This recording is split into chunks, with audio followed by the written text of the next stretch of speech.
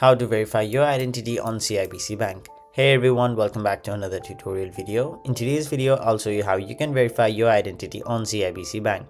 So to do that, first of all, open up the CIBC Bank app on your mobile device and simply log into your account. Now once you've logged in, tap on the More option at the bottom right corner of your screen and then tap on the option Verify Your Identity.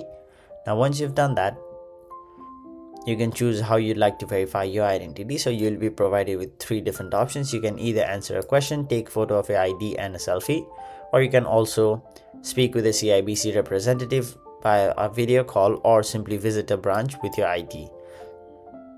Now whichever one you choose, it's up to you, but for now we'll simply go through with the first one.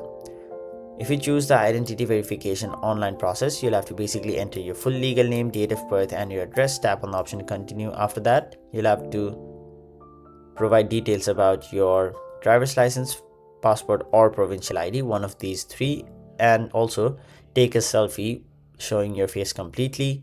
Now once you've done that, simply answer some security questions and you'll have successfully verified your identity on CIBC Bank. So that was it for this video. Thank you so much for watching.